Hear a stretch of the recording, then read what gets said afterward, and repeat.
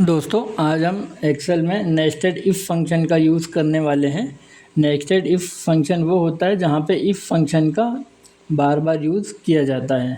तो इस डेटा में हम उसे समझते हैं। ये मेरा डेटा है, सीरियल नंबर है, नेम है, स्कोर है और यहाँ पे हमें ग्रेड लेकर आना है। ग्रेड का क्राइटेरिया ये फिक्स किया हुआ है।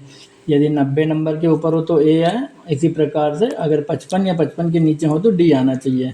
तो इसे हम देखते हैं, नेस्टेड इफ़ से करते हैं। इक्वल टू हम लगाएंगे फॉर्मूला इफ़, लॉजिकल टेक्स्ट में ये लेंगे, ये is greater than equal to यदि हो 90 के, और ये बात यदि सही हो तो इन्वर्टेड कॉमा में हमें ए दे दो, कॉमा यदि वैल्यू फॉल्स हो तो हम फिर से इफ़ लेंगे।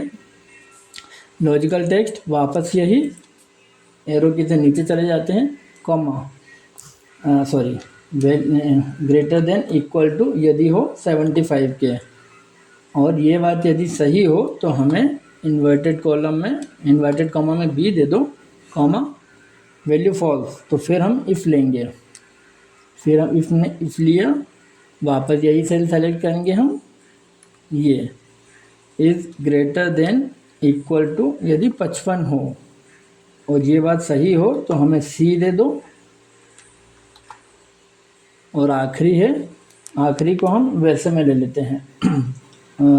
एक काम करते हैं, कॉमा वापस इफ लगा लेते हैं, नहीं रहने देते हैं हम, कॉमा वैल्यू यदि फॉल्स होती है तो हमें इन्वर्टेड कॉमा में डी दे दो और ब्रैकेट बंद।